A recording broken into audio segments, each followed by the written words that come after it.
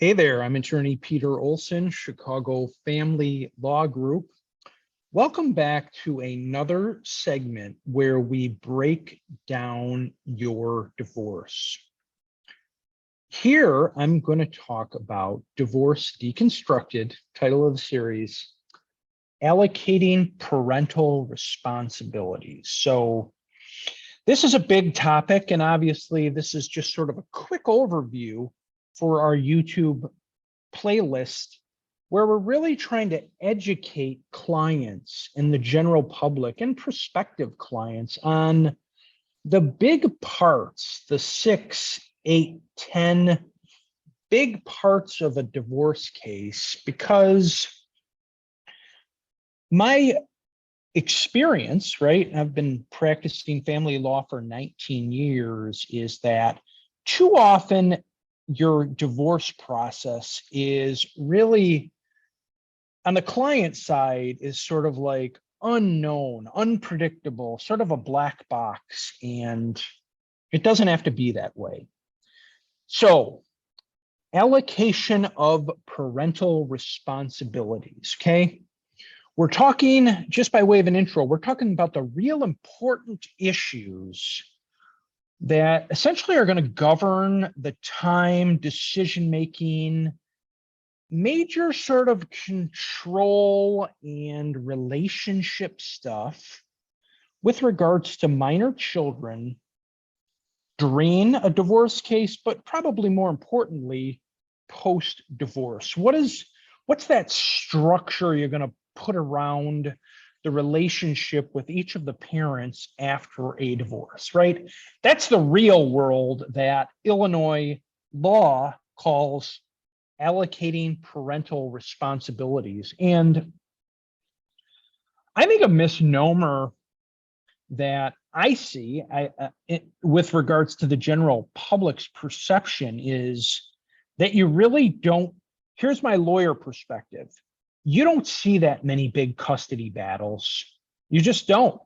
In getting ready to do this short little Divorce Deconstructed segment, I was just going through, hundreds of closed client files and really saying to myself, my goodness, we really have not had that many contested custody battles, right? If you watch TV or I don't know, I just think the perception on Netflix and television is, but boy, custody battle, and it just ain't so. So the idea of a big battle about kind of the responsibilities regarding children is going to happen, not that likely. But nonetheless, how this is structured, how parental responsibilities are structured, is really going to dictate a lot of both you as parent, your relationship with your son or daughter, and on the kid side, right? This is a lot of what is going to be like their childhood. This is going to be, right, the impactful family of origin stuff that you're going to live with, right? I'm living with as a 48-year-old, kind of like how I was raised. It's important. It's real important. So now let's define some terms, because, right, I'm a lawyer and I look at the statutes every day and you might not. So when we're talking about allocating parental responsibilities, we're talking about allocating two different things. We're allocating significant decision-making responsibilities for your children, okay? We're allocating how things like school, healthcare, religion, extracurriculars are decided. Who's making decisions about school district, primary medical provider? Those are the big two. Religion and extracurriculars come up, but I would say far and away the big significant decisions that we're talking about here are education and medical, okay? So we're allocating significant decision-making responsibility, right? The power to make decisions for little Johnny, A. B, We're allocating parenting time. And that's as simple as it sounds. We're allocating little Jenny's time between mom and dad. So that's what we're doing here. That's what the allocation of parental responsibilities is: decision making and time. Okay. How are those two sort of authorities, powers, and in the case of parenting time, how does a court decide those things? Okay. Well, we look at the best interests. We look at the best interest factors with regards to a child, and basically some stuff that's set out in Illinois law. I'm going to do a screen share. I'm on Zoom here, so why not? And just look at a couple things just so you are clear at what we're talking about. Okay. So first, I'm looking at, this is a resource we use called the Illinois Practice of Family Law. But here's what we're talking about, right? I'm looking first at decision making, right? Decision making. How are we determining a child's best interests with regard to decision making? Wishes of the child, you see here's the first one. As children get older, 10, 11, 12 and above, their opinion matters.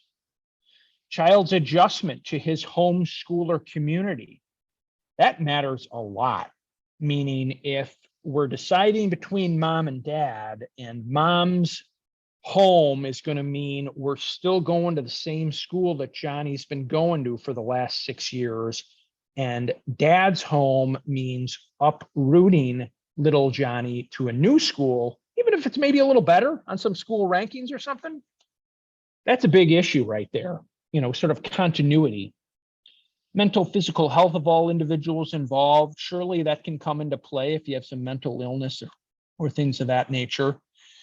The ability of parents to cooperate, to make decisions. I mean, to me, that would guide more is it sort of a shared decision-making situation or a sole, right? Are the parents sharing, right? Are mom and dad making decisions together? Or is mom or dad alone making and responsible for decisions solely, right?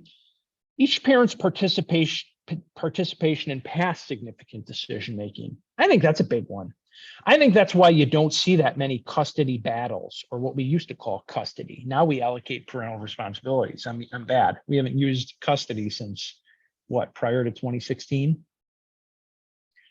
I think if you look at most lives, I'm thinking of myself. My parents aren't and weren't separated or divorced. However, I just look back and said during my childhood, kind of who was doing this stuff with regards to schooling, sports, medical provider stuff. It was my mom. So I think a lot of situations, I don't say it's necessarily everybody's mom these days, but my point is, I think in many, many situations, the reason why you don't have a lot of really big fights over the allocation of parental responsibilities is because if you're really, unless you're talking about a newborn or a really young child, I find that most situations, it's like you have a child who's 5 and above, you can look at the history of this child's life and say, kind of which parent is really participating in the significant decision-making, healthcare, school, religion stuff. Wishes of parents obviously matters, needs of the child matter. So I don't want to belabor every point here. I think this is a big one judges point out a lot. The willingness and ability of each parent to facilitate and encourage a close and continuing relationship with the other parent. That's a big one. If a judge thinks that if this parent is given sole decision-making responsibility, what it really means is the other parent's going to be totally shut out, that would be a good reason to give the other parent sole decision-making responsibility. That's a big one. Kind of, do you show yourself as the parent who's just going to be unreasonable, not sharing information, and just trying to cut the other parent out of a child or children's life. So that's a big one, that willingness and ability to facilitate the kid's relationship with the other parent. It's hard to do when you're upset and perhaps angry going through a divorce, but I'm not so sure that's not in the top 2 or 3 most important factors, right? This is a list of 15, but there's definitely a top 2 or 3, right? That history of who's done it in the past, and the willingness to facilitate. I'm not so sure those aren't the biggest, most important 2 factors.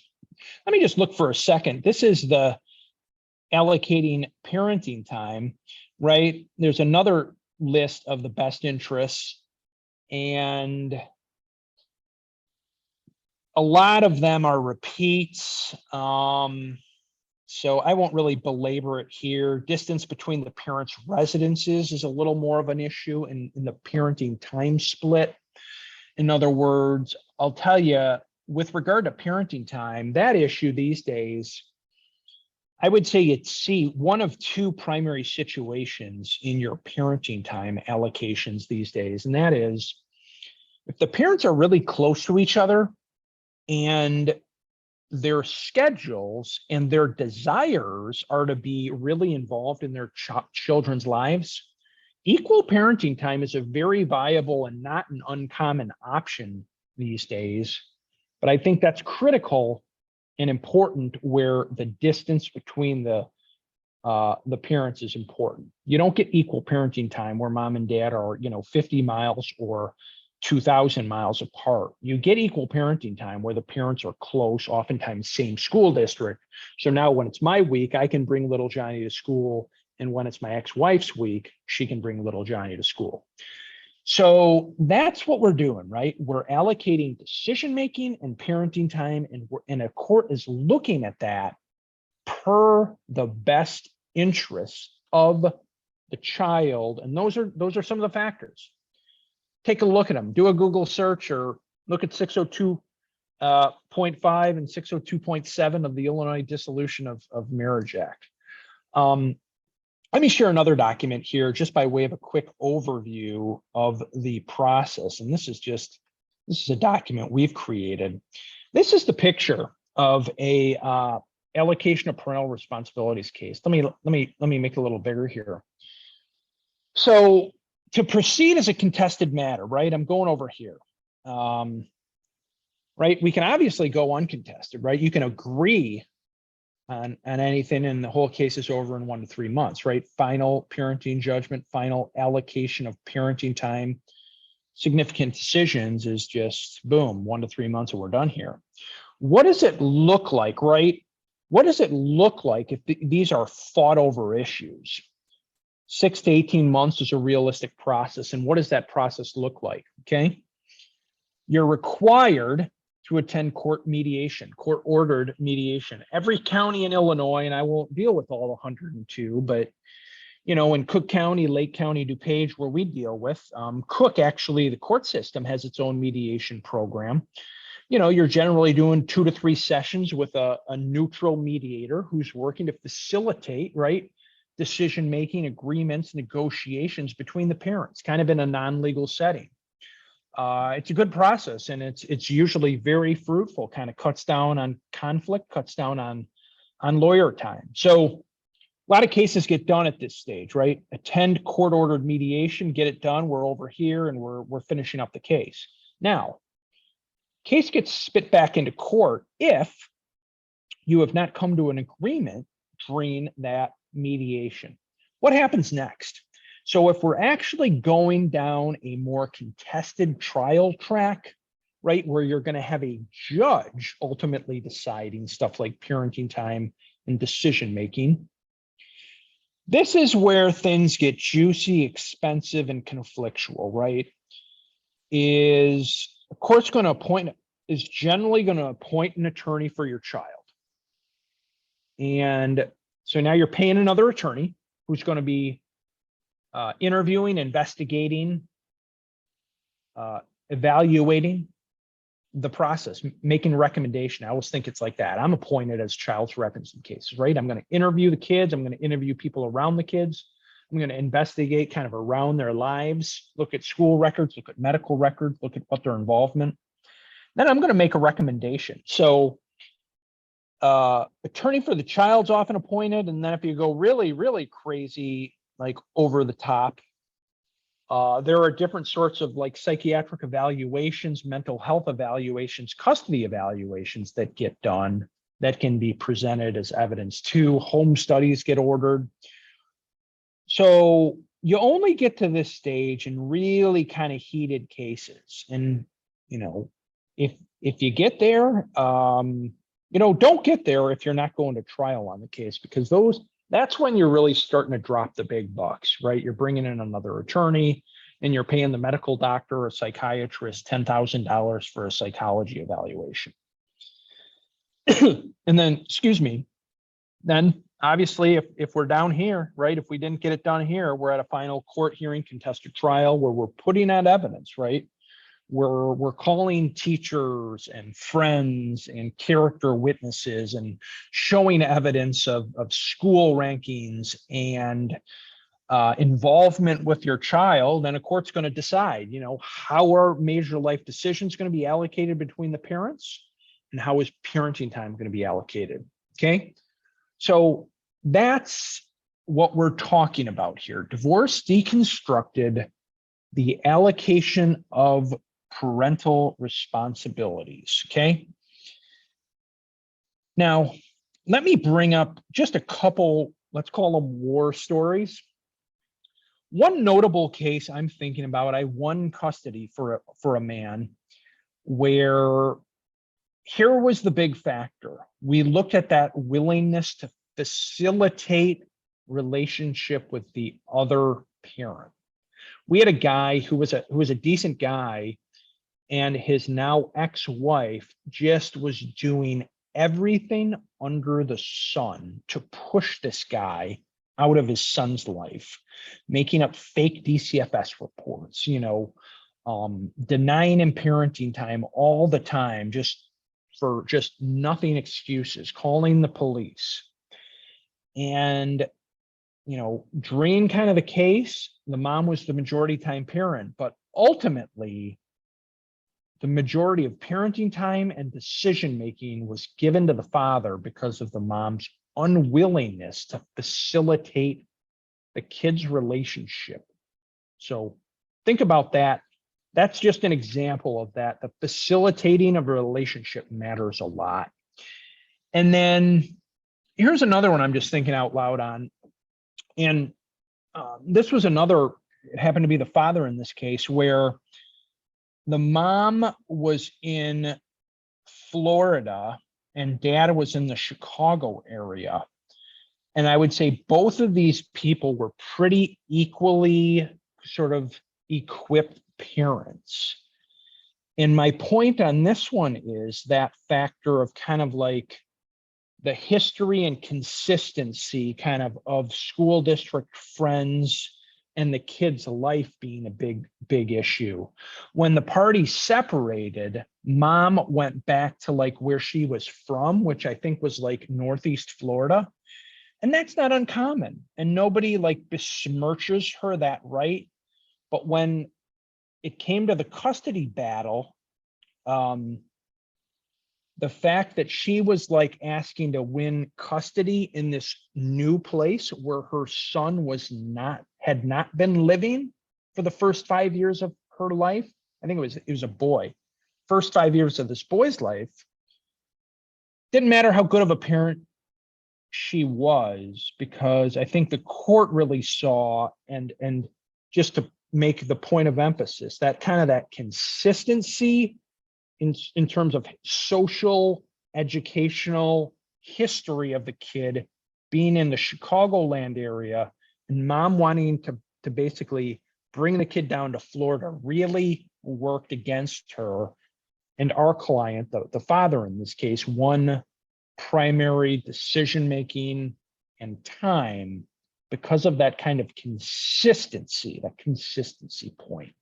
So those were just a couple of of client stories I wanted to share by way of example.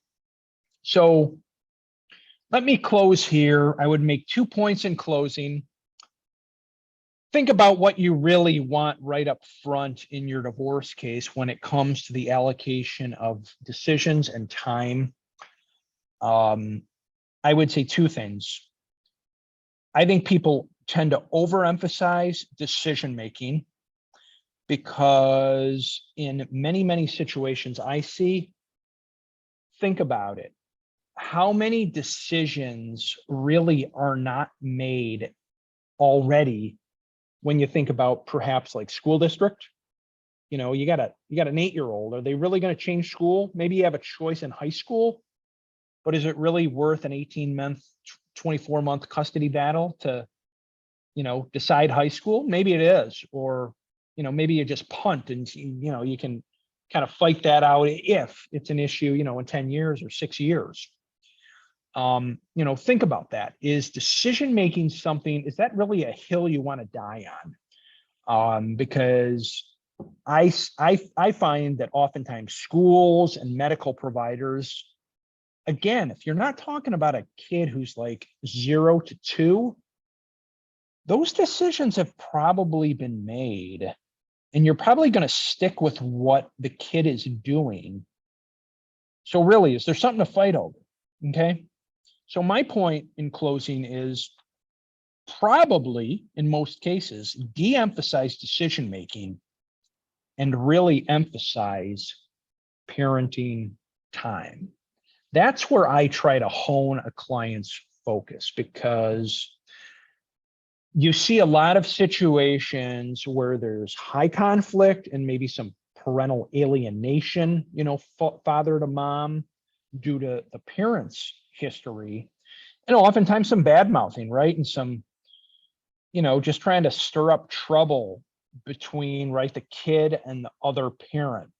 And so my point is, how do you really deal with that? You fight to get as much court-ordered time as possible, because if I have time with my son, is he really gonna, buy into whatever he's hearing from these other voices when I'm having like nice alternating weeks and great vacations with my son? So I would just leave it there. Get as much time as your life and your schedule allows. So I went on a little while, but I hope I gave you some chunks and some useful information as you approach your divorce and the allocation of parental responsibilities